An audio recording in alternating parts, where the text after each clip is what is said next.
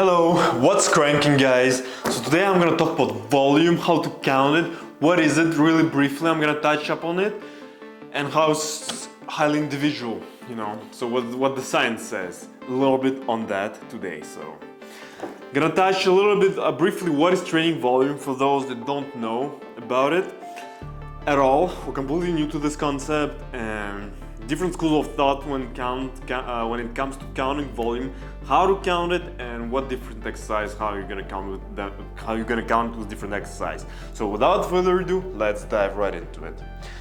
So what is training volume? Pretty easy. Training volume is amount of reps times sets times weight. So pretty easy, and volume is usually counted on a weekly basis, how much volume you're doing per week. That's what usually people do. And you want to count, you want to be careful how you plan out your training volume over your lifting career. Ideally, you want to have everything planned out, or a coach plan out everything for you, how to do it properly. So it's pretty much the total tonnage that you guys get, weekly total tonnage. Or personally, I count it on a 2 weeks basis, so the cycles that come in 2 weeks, but a lot of people count it on a weekly basis, so it's pretty how you prefer to do,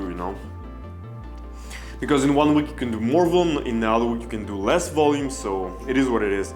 So in studies, the amount of non-responders decreased with the more volume they did. So your genetics and how you respond to training is highly individual, obviously, and it depends how much volume you need. So the better genetics you have, the less volume you need, and the faster you're gonna grow from it. So yeah, in studies, the amount of non-responders decreased with the increased volume. So the more volume they did, the more they grew, and the less non-responders were left in the control group. Sure. In terms of increasing volume, so I'll get to how to count it right in a minute, but first of all, I want to touch an important point that you guys want to know about the volume. So over your training career, the last resort to increasing volume should be the absolute last resort that you guys want to get to, because first of all, if you hit a plateau, let's say, right, you want to make sure your nutrition is in check. First of all, your sleep is in check, your recovery is in check, and then after everything is already made sure and taken care of, you want to consider increasing volume. So let's get to the most interesting part: how to count volume. And actually, the evidence-based community and everything that I've read so far, people don't know how to count it. Like, we really do not know how to exactly count volume per muscle group per week. It's highly individual, and there's two different schools of thought when it comes to counting volume. So the first one is, let's say you're doing a multi-joint exercise like the bench press. Some people want to count it, so let's say your primary mover on the bench press is chest, right? And the triceps is secondary. So a lot of people count it, let's say one set of bench press, they count it as one set for the chest muscles, and one set for triceps, so 1-to-1, right? So that's the first school of thought. And the second school of thought is, let's say doing bench press, so you count it as one set for the chest and half set for the triceps. So all of the secondary movers in this exercise will be counted as half sets. So that's it, man. That's how you count volume.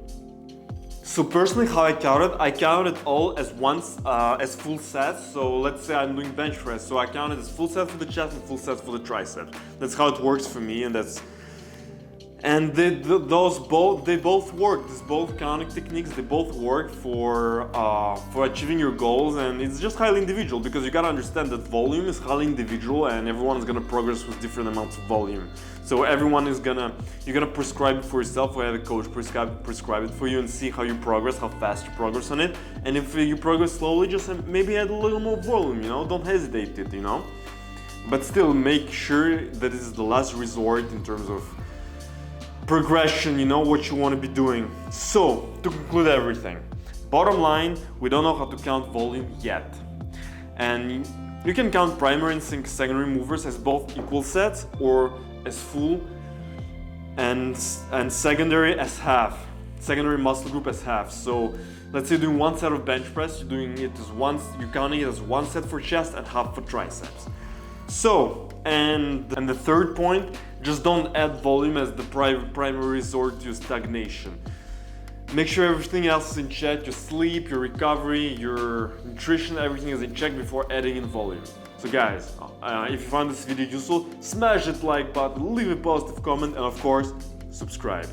So feel free to leave a question, comment, and the best ones is gonna be turned into a video like this one. So guys, thanks for watching, stay natty baby, stay swole, and